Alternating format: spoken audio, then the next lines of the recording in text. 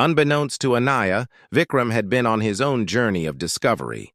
The private investigator's report had been a wake-up call, forcing him to confront how he'd systematically devalued his wife's passions and gifts. He'd begun researching dance therapy, reading the studies Anaya had tried to share years ago. He'd visited similar programs in Bangalore and Delhi, seeing firsthand how movement could unlock healing where words failed. Most significantly, he'd begun therapy himself, something he'd always dismissed as unnecessary for strong-minded individuals. His therapist had helped him understand how his drive for control stemmed from childhood insecurities, how his father's constant belittlement had created patterns he was now repeating with Anaya. One evening, as Vikram was leaving his therapist's office, his phone buzzed with a news alert. The headline stopped him cold. Mumbai entrepreneur's wife revolutionizes trauma therapy. The article detailed Anaya's upcoming presentation at the NIMH symposium, praising her innovative approach and the remarkable results clients were experiencing. There was a quote from Nikhil Kapoor describing how the program had saved his life after years of struggling with PTSD. Vikram felt an unfamiliar emotion rising in his chest, not jealousy or anger, but genuine pride. Anaya had built something meaningful, something important despite his active discouragement. The strength that required humbled him. He made a reservation at the Grand Horizon for the night of the symposium. The day of the presentation, Anaya stood backstage, nervousness and excitement coursing through her veins. She wore a simple salwar kameez in deep purple, professional but allowing freedom of movement for the demonstration portion of her presentation. "You're going to be brilliant," Rehan assured her, squeezing her hand. The auditorium was filled with mental health professionals, researchers, and journalists. As Anaya took the stage, she saw familiar faces, clients whose lives had been transformed, colleagues who'd supported her vision. What she didn't see, seated quietly at the back, was Vikram. Her presentation began with data, the clinical research supporting movement therapy, the measurable improvements in her clients' mental health markers. Then she shifted to storytelling, sharing anonymous accounts of breakthrough moments witnessed in her studio. In traditional Indian philosophy, she explained, the body is not separate from the mind or spirit. When trauma occurs, it lodges in our physical being as surely as in our memories. By giving the body a language to express what words cannot, we create pathways to healing that complement traditional therapeutic approaches. For the demonstration, she invited 3 of her clients, including Nikhil, to join her on stage. Together, they performed a sequence developed specifically for processing grief. The movements began constricted and heavy, gradually opening into expressions of release and finally, tentative hope. There wasn't a dry eye in the auditorium when they finished. The audience rose in a standing ovation. At the gala dinner following the symposium, Anaya found herself surrounded by people eager to discuss her methodology. Physicians wanted to refer patients. Universities wanted her to guest lecture. Foundations offered funding to expand her program. It was during a conversation with the director of a children's trauma center that she felt a presence behind her. Even before turning, she knew who it was. Vikram. He looked different somehow, less polished, more human. There were shadows under his eyes she hadn't seen before. "Your presentation was incredible," he said quietly. "I had no idea. I never understood what you were trying to create." Anaya struggled to steady her voice. "Why are you here?" "Because I needed to see for myself the world you've built without me.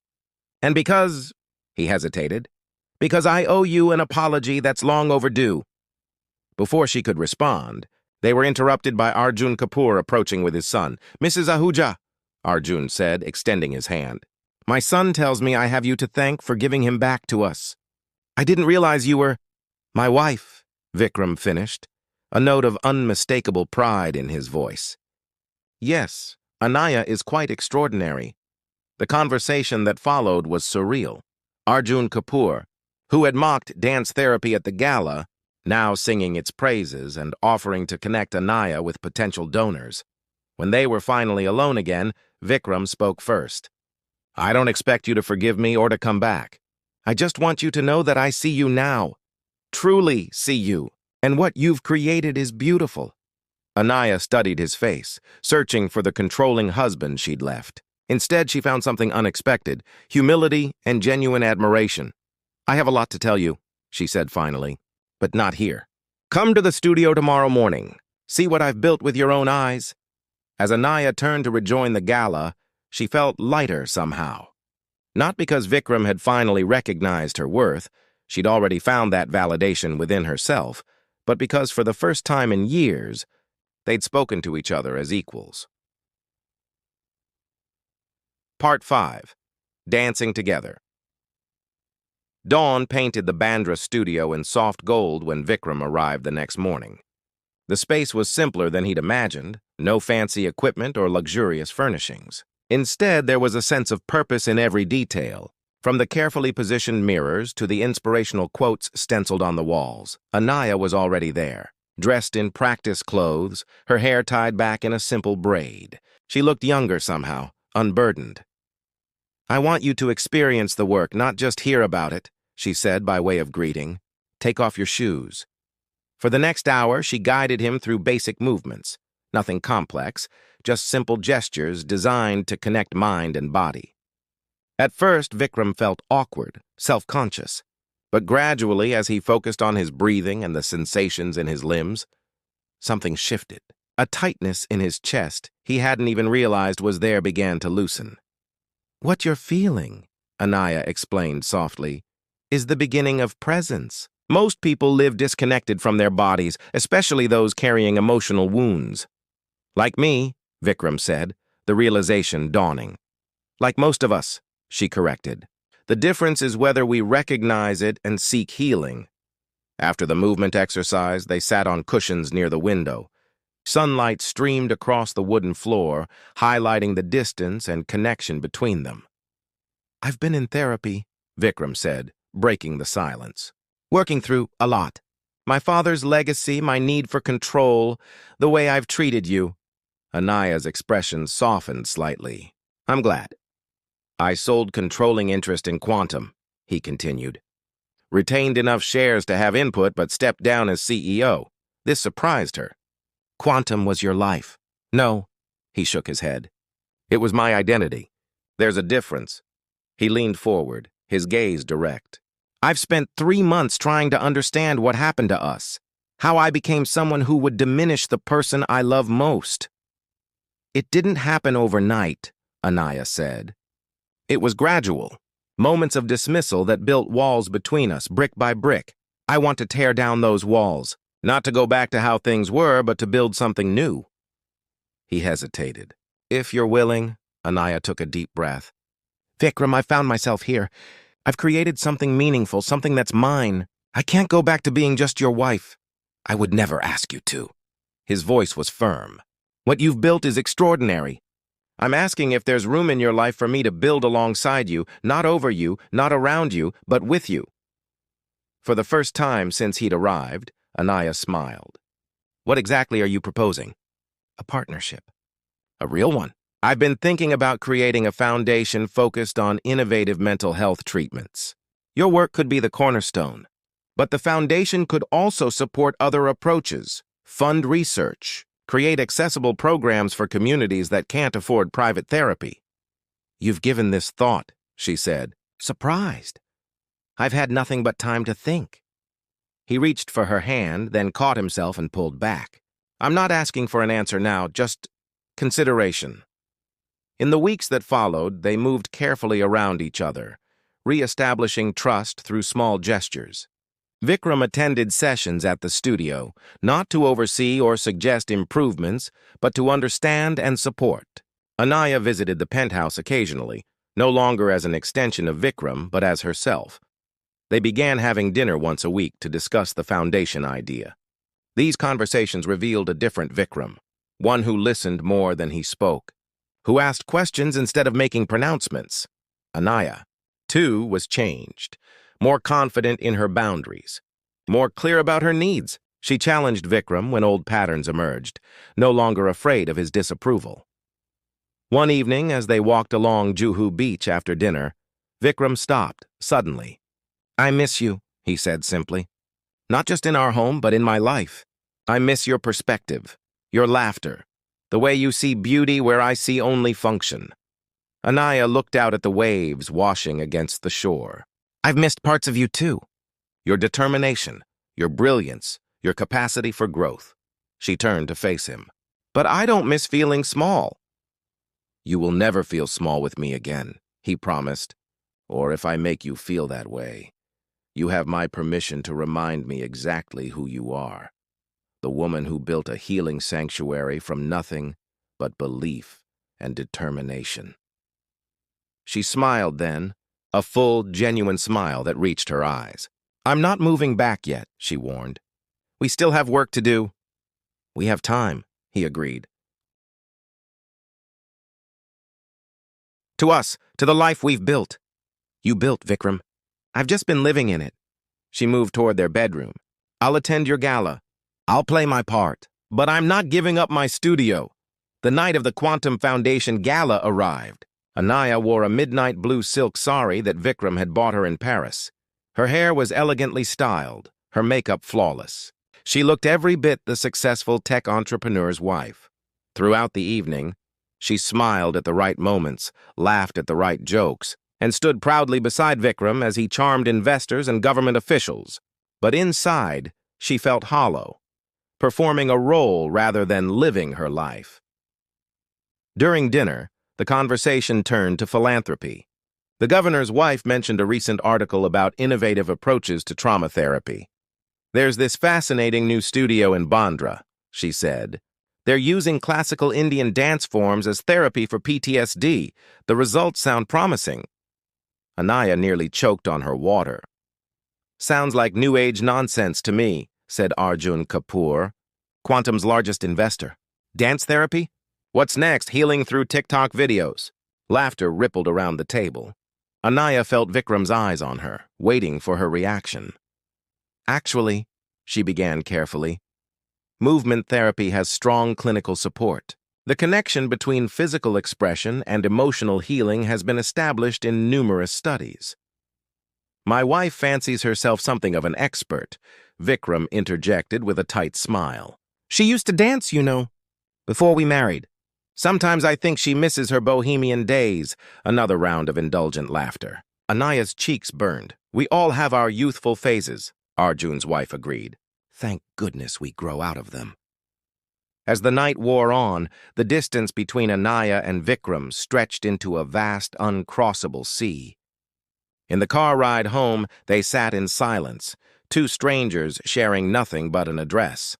Alone in their bathroom later that night, Anaya stared at her reflection. The elegant woman looking back at her seemed like someone else entirely, someone slowly disappearing. In that moment, she made her decision. Part 3. The Breaking Rhythm. The morning after the gala, Anaya woke early. Vikram's side of the bed was already empty. Another day, another crisis at Quantum requiring his immediate attention. She moved through their penthouse with new purpose, gathering essentials into a small suitcase. She wasn't running away, not exactly. She was running toward something, her own truth, her own path. She left a note on the kitchen counter. Vikram, I need some time to figure out who I am outside of your shadow. Don't worry about where I am. I'm safe. I just need space to breathe. Anaya, she took one last look around the luxury that had become her gilded cage, then quietly closed the door behind her. Anaya moved into the small apartment above her dance studio. The space was modest, a bedroom, bathroom, and kitchenette, but it felt more like home than the penthouse had in years. Here, she could hear the rhythm of her own heartbeat. 3 days passed before Vikram called. She let it go to voicemail. Anaya, this is ridiculous. Whatever point you're trying to make, you've made it. Come home so we can discuss this like adults. She didn't call back. A week later, flowers arrived at the studio with another message. I miss you. Please call me. Again, she didn't respond. At Quantum Technologies, Vikram struggled to maintain his usual laser focus. His temper shortened. His decisions became erratic. During a crucial board meeting, he found himself staring blankly at projections he'd normally dissect with surgical precision. "Vikram, the Singapore numbers?" Zara prompted gently. He cleared his throat. "Right. Singapore." He fumbled with his tablet, aware of the concerned glances exchanged around the table. After the meeting, Zara followed him to his office. "What's going on with you?" "You've been off for weeks." Anaya left, he admitted, the word strange in his mouth. "She's been gone for almost a month now." Zara's expression softened. "I'm sorry. Do you know where she is?" "No, she's not answering my calls. I hired a private investigator, but—" "You did what?" Zara interrupted, incredulous. "I was worried about her." "Were you worried, or were you trying to regain control?" The question hit like a slap. Vikram slumped into his chair. "I don't know anymore. I just know everything feels empty, like I'm going through motions." "Have you considered that she might need this time away? That maybe this isn't about punishing you, but about her finding herself?" Vikram looked up sharply. "Whose side are you on?" "Yours," Zara said firmly. "Which is why I'm telling you what you need to hear, not what you want to hear." Meanwhile, rhythm renewal was flourishing. Word had spread about Anaya's innovative approach combining traditional Indian dance forms with contemporary movement therapy. A psychology journal had requested an interview, and a local television channel wanted to feature her studio in a segment about alternative healing practices. Working with Rihan, Anaya developed specialized programs for different types of trauma. For children who'd experienced abuse, they created gentle movements emphasizing bodily autonomy and strength. For survivors of violence, they incorporated elements of martial arts to rebuild confidence. One evening, as Anaya was locking up the studio, she found Nikhil Kapoor, Arjun Kapoor's 19-year-old son, waiting outside. "Can I help you?" she asked cautiously. "Mrs. Ahuja?" He hesitated. "I read about your studio online, about how you help people who've been through stuff." Something in his voice made Anaya's heart ache. "Would you like to come in for a cup of tea?" Inside, Nikhil's careful composure crumbled. He told her about the car accident 3 years ago, how he'd been driving when they were hit, how his girlfriend had died while he walked away with barely a scratch, how the panic attacks had started, how he couldn't sleep without nightmares. "My father thinks I should just get over it," he said, wiping angry tears. "He sent me to psychiatrists who prescribe pills that make me feel nothing." "I don't want to feel nothing. I just want to feel something manageable." "The body remembers what the mind tries to forget," Anaya said gently. "Sometimes we need to let the body speak its truth before healing can begin." Nikhil became her most dedicated student. Within weeks, his panic attacks decreased, and he began sleeping better.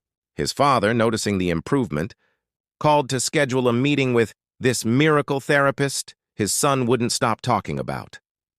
Anaya knew she should tell Nikhil who she was before his father discovered the connection. She also knew this would likely mean the end of helping him. The decision weighed heavily as she prepared for their next session. Across town, Vikram sat alone in his expansive penthouse, a half-empty bottle of scotch on the coffee table. For the first time in his adult life, success felt meaningless. The company was thriving. They'd just secured the Singapore deal. Their stock had hit a record high, yet he felt hollow. He picked up his phone and pulled up a photo of Anaya from their anniversary trip to Udaipur last year. She was laughing, her face lit by sunset, looking out over Lake Picola. He tried to remember the last time he'd seen her laugh like that at home. The doorbell rang, interrupting his thoughts. It was Priya, his assistant, holding a manila envelope. "The information you requested, sir," she said, her expression carefully neutral. Inside was the private investigator's report. Vikram hesitated before opening it, suddenly uncertain if he wanted to know, if Anaya was with someone else, if she was happier without him. Taking a deep breath, he opened the envelope. The report was concise. Anaya was living above her dance studio in Bandra. She was running therapy sessions, teaching classes, building something that, according to the investigator, appears to be gaining significant professional recognition. Attached were newspaper clippings, A printout of an online article titled Movement as Medicine Inside Mumbai's Innovative Trauma Therapy Studio, and several photographs of Anaya working with clients. In every image, she looked focused, passionate, alive in a way Vikram hadn't seen in years.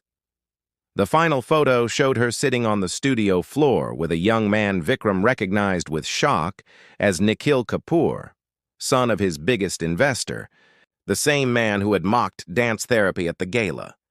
Something broke inside Vikram. Not anger, but the hard shell of pride he'd built around himself. For the first time, he saw clearly what he'd done. He hadn't just dismissed Anaya's dreams. He'd tried to shrink her to fit his idea of what a successful man's wife should be. That night, he made a decision of his own. Part 4. The Hidden Symphony.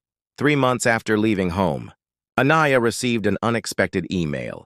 Dear Ms. Anaya Ahuja, the National Institute of Mental Health cordially invites you to present your work on dance movement therapy at our upcoming symposium on innovative approaches to trauma. Recovery, your pioneering work combining traditional dance forms with therapeutic practice, has caught the attention of our research committee. The symposium will feature presentations from leading experts in the field, followed by a gala dinner honoring significant contributions to mental health treatment. Please find attached the formal invitation with details. Sincerely, Dr. Priya Sharma, Director, NIMH Outreach Division. Anaya read the email twice, her heart racing. National recognition would help secure funding to expand her program to underserved communities. She immediately called Rehan to share the news. This is exactly what we've been working toward, he said, his voice warm with pride. Your grandmother would have been so proud, Anaya.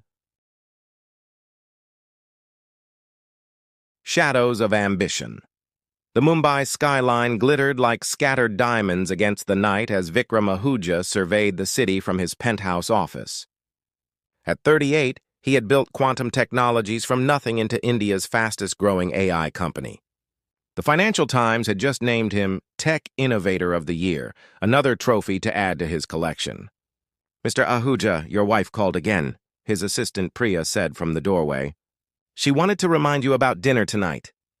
Vikram checked his watch, 9:30 p.m. The dinner reservation had been for 8 cow. He sighed, running fingers through his salt and pepper hair. Tell the driver to bring the car around. When Vikram arrived home, the spacious penthouse was quiet except for soft classical music drifting from the balcony. Anaya sat there, still dressed in her evening attire, a glass of untouched wine beside her. At 32, she possessed a dancer's grace even in stillness.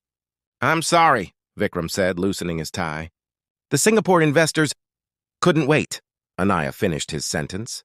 Her voice wasn't angry, just tired. It's fine. I ate already. He poured himself a whiskey and joined her. How was your day? I visited that space in Bandra, Anaya said, a flicker of enthusiasm warming her voice. It would be perfect for the dance therapy studio. The owner's willing to give me a good rate, and I've already spoken with 3 therapists interested in joining. Vikram's expression tightened. Anaya, we've discussed this. Dance therapy for trauma survivors? It's not exactly a sustainable business model. Not everything has to be about profit margins, Vikram. In the real world, it does, he replied. Look, I understand you miss dancing professionally, but it's just not practical. The board members' wives run charities and foundations. They don't start questionable therapy practices in Bandra. Anaya's fingers tightened around her glass. It's not questionable. There's research supporting movement therapy for PTSD and trauma. I've shown you the studies. Studies don't pay rent, Vikram said, scrolling through emails on his phone. If you're bored, why not join Natasha Mehta on the Children's Hospital Committee? That's respectable. Connects you with the right people. Because I don't want to plan charity galas, Anaya said, her voice quiet but firm. I want to use my training to actually help people directly. Vikram looked up, his expression softening slightly. I just don't want to see you disappointed when this doesn't work out. Dancing was your past. Our future is here, in this world I've built for us. The following day, Vikram found himself recounting the conversation to his chief operations officer, Zara Merchant, during their morning meeting. "She's talking about renting space in Bandra for some dance therapy studio," he said, shaking his head. "It's like she's deliberately trying to embarrass me." Zara leaned back in her chair. "Is she asking you to fund it?" "No, she has her inheritance money. But it's the principle. My wife running some bohemian dance studio for traumatized people? The investment community talks." "The same investment community where Ajay Sharma's wife runs that organic farm commune?" Zara raised an eyebrow. Vikram waved dismissively. "That's different. It's trendy sustainability. This is—" He struggled for words. "It's just not what I envisioned for us." That evening, Anaya had organized a dinner with friends to celebrate their 5th wedding anniversary. Vikram arrived late again, finding their dining room filled with familiar faces, including several of his business associates. After dinner, conversation turned to personal projects. When someone asked Anaya about her plans, she hesitantly mentioned the dance therapy studio. "It's something I've been researching," she said. "Movement therapy shows promising results for trauma survivors." "Anaya's going through a phase," Vikram interrupted with a laugh. "Next month it'll be pottery therapy or underwater basket weaving." A uncomfortable silence fell over the table. Anaya's smile remained fixed, but something in her eyes dimmed. Later that night, after their guests had left, Anaya stood at their bedroom window, her reflection ghost-like against the glass. "Why do you do that?" she asked softly. "Do what?" Vikram was already in bed reviewing quarterly reports. "Diminish me. Make me small."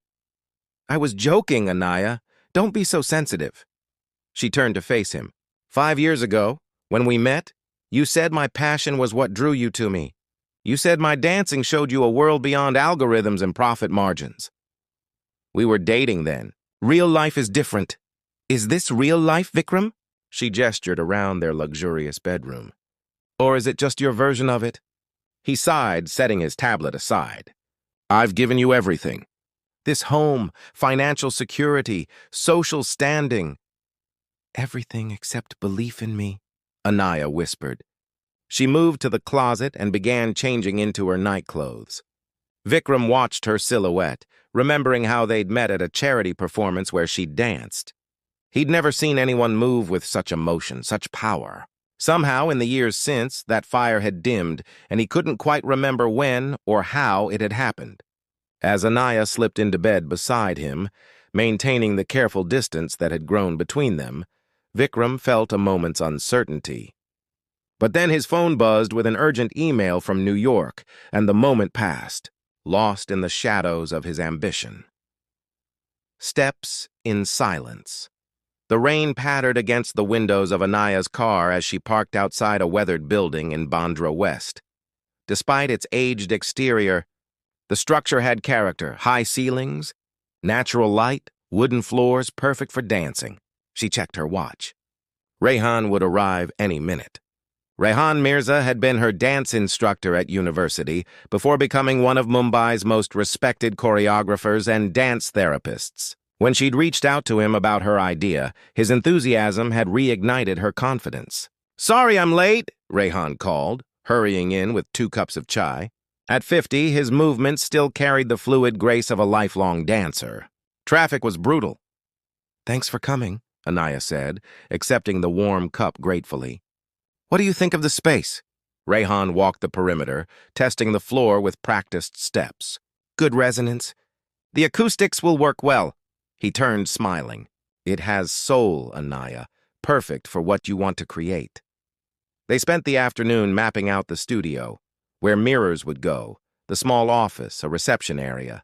Anaya's training in Bharatanatyam and contemporary dance would pair well with Rehan's expertise in movement therapy. "Have you told Vikram yet?" Rehan asked as they finalized their notes. Anaya's expression clouded. "Not exactly. He thinks it's still just an idea." "You're going to need to tell him eventually." "I will, once I have something real to show him, something he can't dismiss." 3 weeks later, Anaya signed the lease. She used her inheritance, money her grandmother had left specifically for her, to chase dreams when the time comes. The timing felt right. While Vikram traveled to Singapore for a 2-week business trip, Anaya threw herself into transforming the space. She painted walls, installed mirrors, and ordered specialized equipment. She created a website and began reaching out to organizations working with trauma survivors. Her first client was Leela, a 16-year-old girl who hadn't spoken since witnessing her father's death in a street accident. Leela's therapist had suggested movement therapy as a complementary treatment. "She doesn't have to talk," Anaya assured Leela's mother. "Dance is about expressing what words cannot." In their first session, Leela stood rigid, eyes downcast. Anaya didn't push. Instead, she simply moved, letting her own body tell stories of grief and healing. By the third session, Leela had begun to mirror some movements. By the fifth, she created her own. The day Leela's mother called crying because her daughter had spoken her first word in months, Anaya knew her studio was becoming something meaningful. Meanwhile, at home, she maintained her careful charade. When Vikram asked about her days, she mentioned charity committee meetings or shopping with friends. The lie tasted bitter, but his dismissal of her passion had built walls between them that truth couldn't scale. By month's end, Rhythm Renewal, her dance therapy studio, had 8 regular clients and a small but growing reputation. A local newspaper ran a small feature on her work with domestic violence survivors, careful to use only her first name at her request. One evening, as Anaya returned home late, she found Vikram waiting in the living room, a glass of scotch in hand. "Mrs. Sharma called today," he said without preamble. "She saw you in Bandra coming out of some rundown building. She was concerned." Anaya's heart raced. "I was meeting a friend." "At 4 in the afternoon when you told me you had a dentist appointment?" He studied her carefully. "What's going on, Anaya?" "Nothing you need to worry about," she replied, turning toward their bedroom. Vikram caught her arm. "We have the Quantum Foundation Gala next week. The governor will be there along with every significant investor. I need to know you're not involved in anything inappropriate." The implication stung worse than an accusation. "Like what, Vikram? What exactly do you think I'm doing?" "I don't know. That's the problem. You're secretive, coming home late, making mysterious trips to Bandra." "I'm trying to build something of my own," she finally admitted. "Something you made clear you don't support." His expression hardened. "The dance studio? You actually went through with that?" "Yes, and it's working, Vikram. We're helping people.